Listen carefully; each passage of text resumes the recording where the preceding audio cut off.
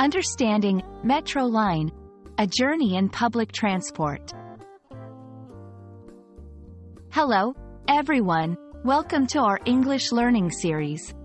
Today, we're going to take a closer look at a very common phrase that you might encounter when you are in a big city, metro line. So, sit back as we explore this term, its usage, and some examples to help you understand how to use it when you're traveling or discussing urban transportation. Let's get started on this linguistic ride.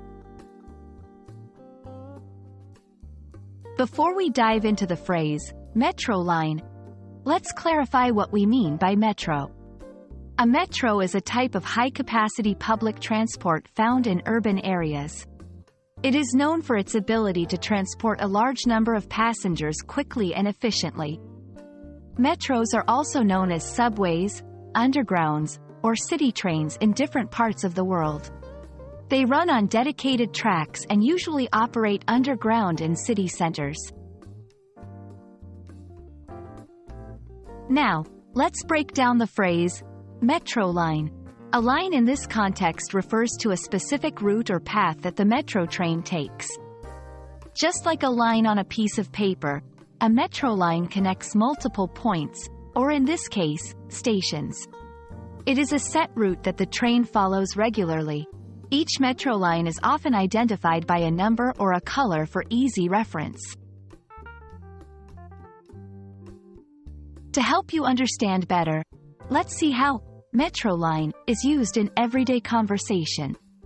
I take the blue metro line to work every day. Can you tell me how to get to the museum? Sure.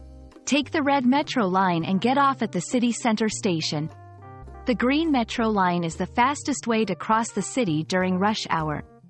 In these examples, metro line helps to convey specific directions and routines related to urban commuting. Metro lines are crucial in urban planning and mobility. They offer a reliable and convenient way for city residents to navigate the congestion and complexity of urban spaces.